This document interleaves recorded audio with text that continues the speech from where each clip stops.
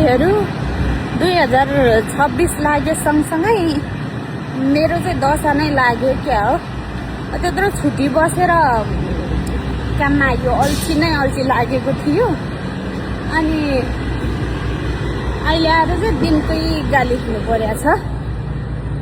अब साथीले काम बिगार्दा त गाली खाने मै हो होइन, मैले काम बिगारेको भन्दै। अनि झन् मैले नै काम बिगार्दाखेरि मैले गाली नखाएर कसले खान्छ होइन। साह्रो गाह्रो छ अर्काकोमा दुःख गरी खानलाई। त्यही भएर साथीहरू जति पनि नेपालमा हुनुहुन्छ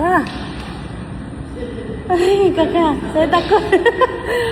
अनि ओके, अनि आफू दुःख गरेर खाइराख्नु भएको छ।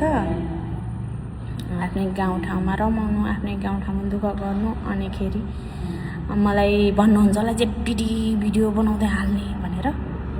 तपाईँहरू पनि भिडियो बनाउँदै फेसबुकमा अपलोड गर्नु, अनिखेरि 2-4 पैसा भने नि कमाउनु। म चाहिँ यही भन्छु है। अब चाहिँ म ब्रेक बस्छु।